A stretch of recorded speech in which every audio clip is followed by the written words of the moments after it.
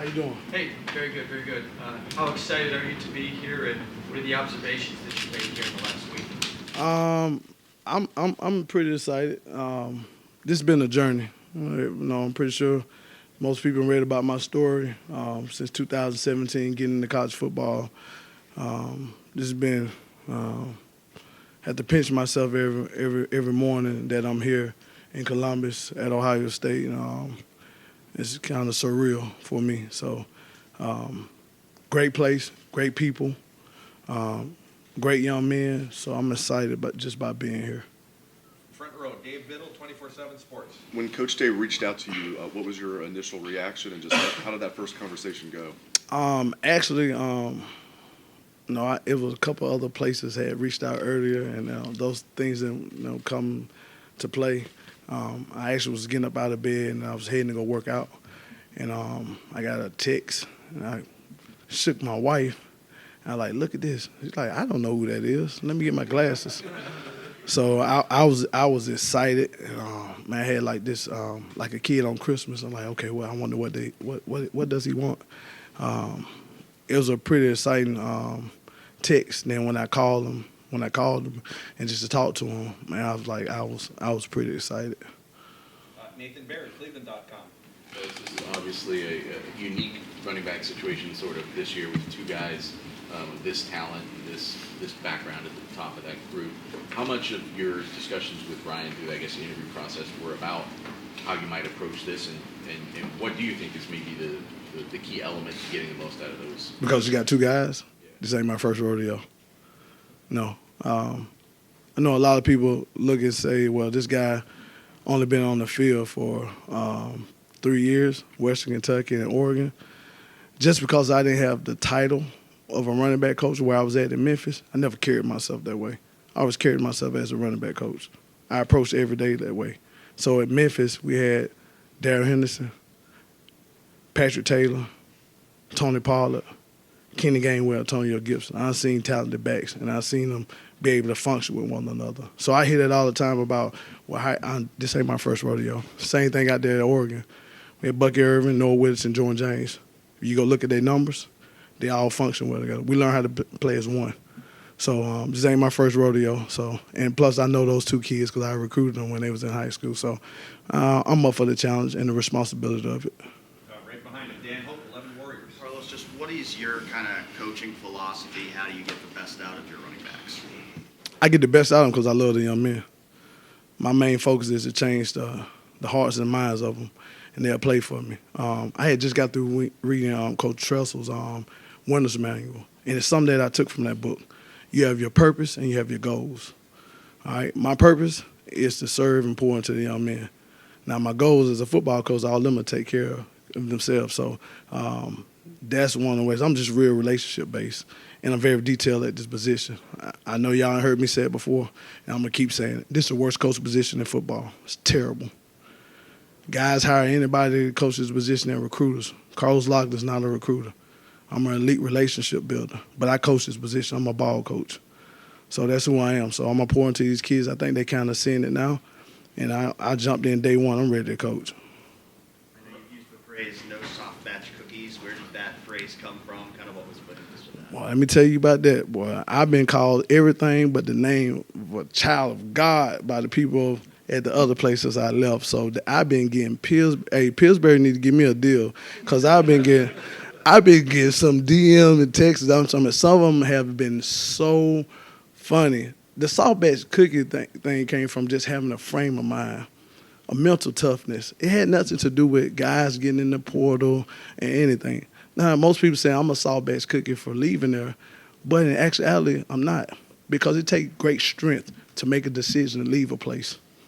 No, a weak-minded person wouldn't be able to make the decisions I made. So it took great strength to do that. So I'm telling you, if I let you in my DMs, it's some great comedians out here that have been sending me like tons of cookies. And I'm like, hey, that's funny. Right behind him, Tony Gerben, Buckeye Huddle. How have you gone about the assessment of the talent in the room over the past week or two? How much is that on field, off field? Like, what's the process of getting to know who you have as players? Well, I broke down, me being a guy that loves the running back position, And I already broke those kids down because I recruited them out of high school. Q is from where I'm from in Montgomery. I was one of the first guys to offer him. Just watching him, great contact balance, creative runner, great hands. And Trey, I recruited him out of Virginia. Exceptional short area burst and quickness and things that I'm going to help him get better on. And then I recruited James Peoples out of San Antonio, Texas. I knew what he was going to be. TC and Sam, those two kids I'm getting to know, and I'm going to help them improve their game. But we got different runners in there. I like to call myself, I'm in love with this position, so I get to break down runners and help their game. So talented room, very talented. Far back, Jeremy Birmingham, podcast. Coach, how do you square the fact that soft batch cookies are actually the best cookies that Pillsbury makes? One, I mean, those are way better than the crunchy Chips Ahoy things. Those are terrible. Do you have to find a balance there somewhere? Well, for me, I'm actually not eating any cookies. I'm just saying I'm not eating any cookies this year. I gave it up for a fast, so no sweets for me for the whole year. That's something I gave up. So the soft batch cookie term, look, guys, I actually took that from I represent the high school coaches of Memphis, Tennessee.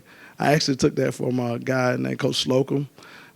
He used to always say that, soft batch cookie. I actually stole that from him. I give him credit for it. And I tell him all the time, he said, I should have branded that because you done took it and ran away with it. But that's just where that comes from. That notwithstanding, as you get to Ohio State and you start to look around the country, I mean, Oregon's a big place. That's a major job. But how do you think that wearing the Ohio State logo on your chest, wearing the Waco when you get out onto the recruiting trail, how does that change the way that you feel you're either received, or does it add a different level to just feeling like I can go anywhere and get anybody in the country? It doesn't change the thing for me. This is a great place. Oregon was a great place too. But guess what? Whatever I put on, I know what I'm going to represent. For me, I know who put me here. I know I represent something higher. Like I told you, I know what my purpose is. My purpose is supporting the people. So whatever logo I have on, I'm still going to be doing the same thing. So this is a great logo. But I wear another logo every day. It's a cross I see around my neck. I know what I represent. So that's the greatest logo I could ever wear. So it don't matter what other logo I have on. I got that one on. I'm going to go into any house and be able to recruit. Deep right, Cameron Teague Robinson, The Athletic. Coach, you mentioned the time at Memphis and then it's 4 NFL running backs you mentioned there. What did you learn from that time that you could take over to managing the room here?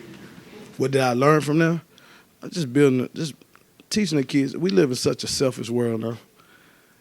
And like I tell kids all the time, it's got to be much more than football. The ball going to go flat one day, as I always say.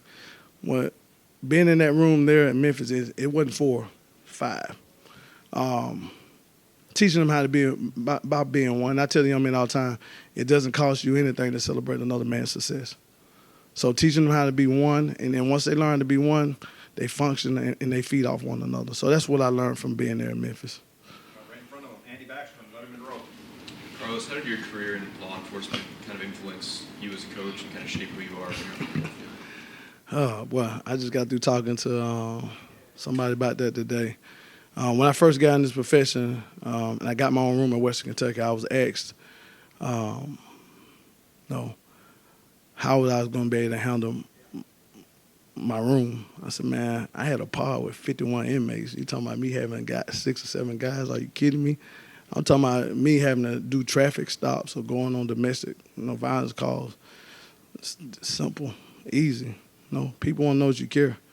Also, you got to have a certain demeanor about yourself. So when I walk into a room, it's the reason why I go train every morning.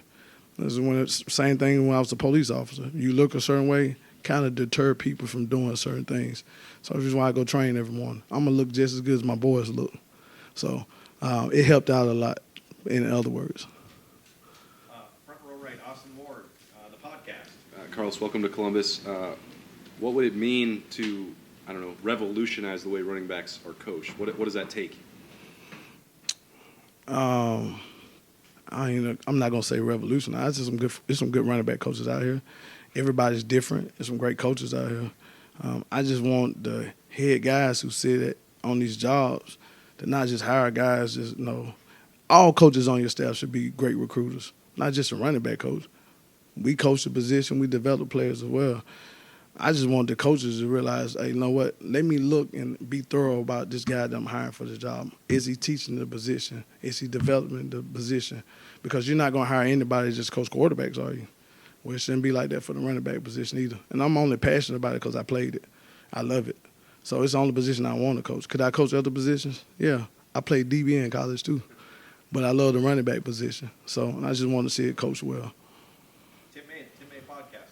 Yeah, a million questions. I'll ask a couple. Number one, when your wife, whatever, you got the message stuff, are we moving again? What was her reaction? No, she just knew God had gave us a new assignment. It was never like we're moving again.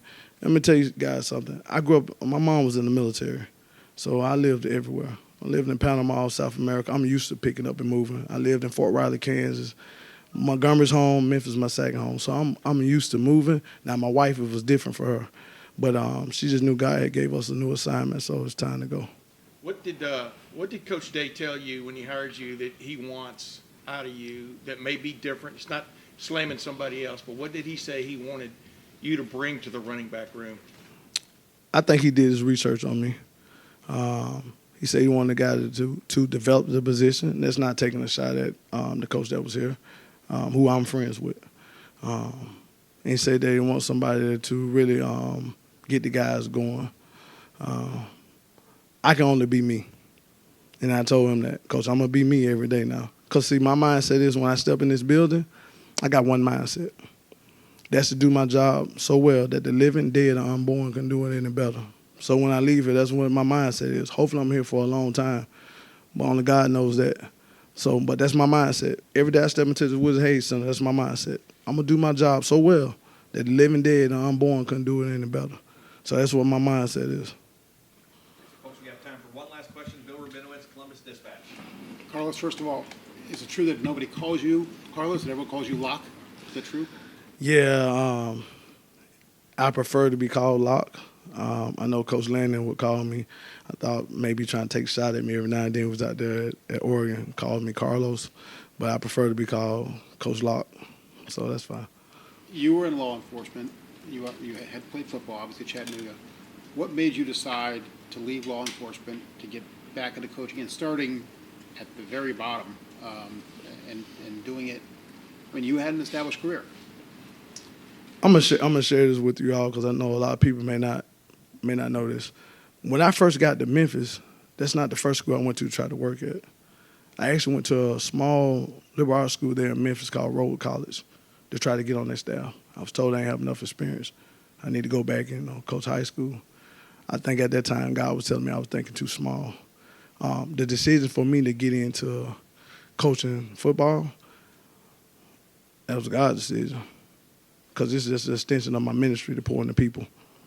So me getting out of law enforcement, I enjoyed my life in law enforcement, but I knew I could reach more people by me being able to coach ball. I want to be a bridge builder. I want to help out young men, not just young men, but the coaches that I work with, help them achieve their dreams and their goals. So that was part of it.